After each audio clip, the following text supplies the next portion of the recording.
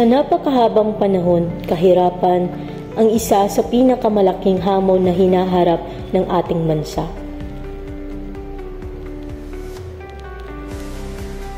Maraming pamilyang Pilipino ang hirap na makawala sa laylayan ng kahirapan.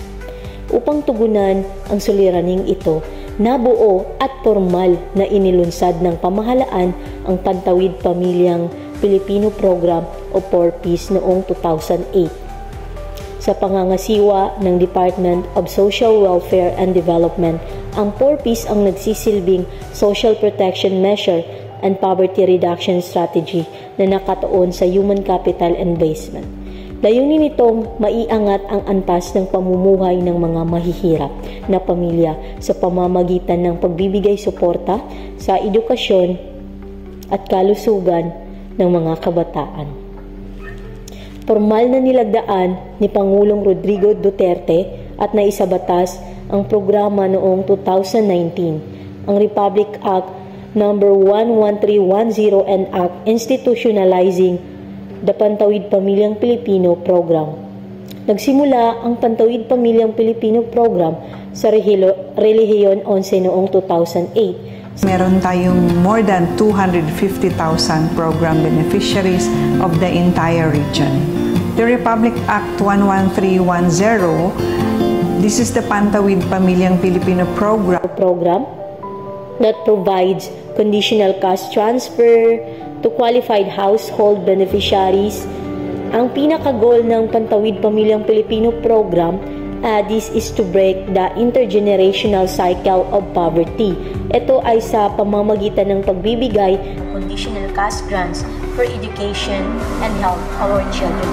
Beneficiaries na nagbibigay ng conditional cash transfer ang 4Ps. Magbibigay ng conditional cash transfer ang 4Ps sa mga kwalipikadong pamilya at sa mga malugod na pumapayag na sumunod sa kondisyon ng programa, tulad ng health and nutrition para sa mga batang edad 0 to 5 years old at sa mga buntis, education para sa mga batang 3 to 18 years old at community and family development sessions para sa mga magulang.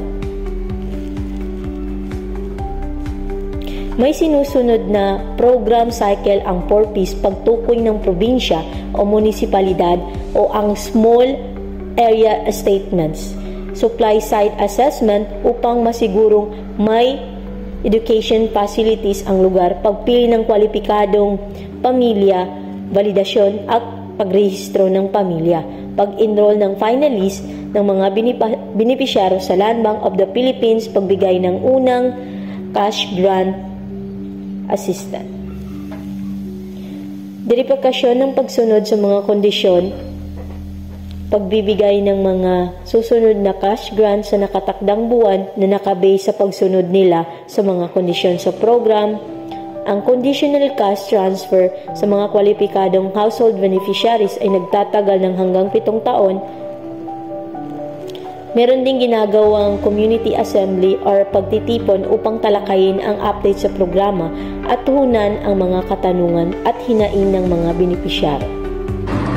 Overall, 4Ps is a key poverty reduction strategy sa Pilipinas kung saan nakafocus sa long-term welfare of poor families by addressing the root causes of poverty through education, health, and empowerment.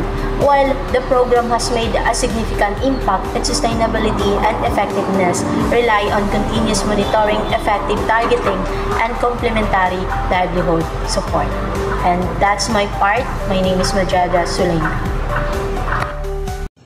Ang Pantawid Pamilyang Pilipino Program or 4Ps ay isang pangunahing programa ng gobyerno ng Pilipinas na naglalayong bawasan ang kahirapan sa pamamagitan ng pagbibigay ng conditional cash transfer sa mga mahihirap na pamilya. So paano nga ba nagsimula at nabuo ang 4Ps?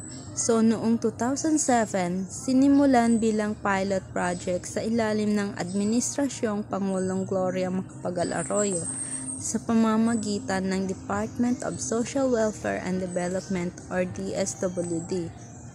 na ang layunin nito ay upang tugunan ang intergenerational poverty or ang pasa-pasa ng kahirapan mula sa isang henerasyon tungo sa susunod na henerasyon.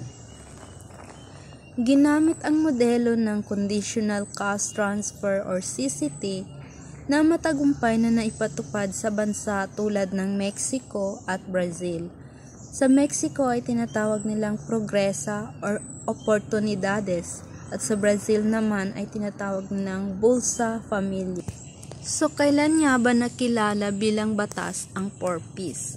So, noong April 17, 2019, nilagdaan ni Pangulong Rodrigo Duterte ang Republic Act No. 11310 na nagtatakda sa 4Ps bilang isang permanenteng batas, na ang layunin ay upang tiyaking may sustaining support ang mga mahihirap habang pinapalakas ang kanilang kakayahan sa edukasyon, kalusugan at kabuhayan.